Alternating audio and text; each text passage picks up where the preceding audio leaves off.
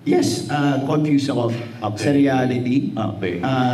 Kung totoo ba lahat ng nararamdaman ko or it's actually because of my character. Yung issue ko kasi na to, yes, nag-exist sa social media, sa lahat po ng platforms. And ang masasabi ko dyan is, ang hirap po maging isang artista. Kasi hindi lang i-memorize yung lines, hindi wala kang kakabasaduhin yung blockings, hindi lang makikinig ka sa director.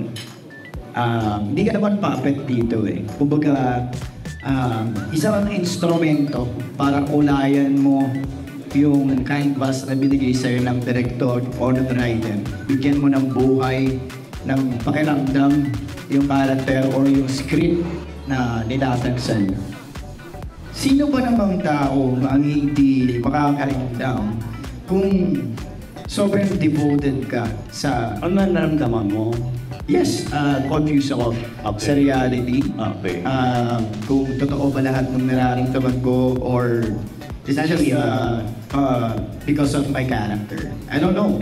Pero isa na yung gusto ko linisin dito sa issue na to.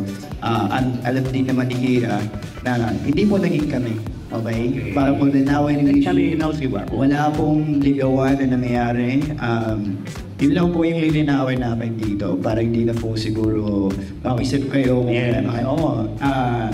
Yes, yung naramdaman ko lang totoo, nag-exist siya sa akin. Inamin ko yun. Kahit na sa kaninong sinong magreklama dito, inamin ko na totoo yung naramdaman ko during ginagawa namin ni Chan. Yung character. Sino magtanong, sino magsalita. Nagpakatotoo ako. Yes. Dahil sa character mo. Yes. Binigyan ko ng buhay, binigyan ko ng pakiramdam. Siguro, dala siya ng pagpamahal ko sa ginagawa ko, respeto ko sa director ko, sa writer, and syempre tiwala ko sa co-actor ko. Totoo na close kami sa isa't isa. Walang kasama doon, pinagkakatiwalaan naman yung isa't isa. And then, dumangyari yung magic. Tapos na. Yun. Tapos na.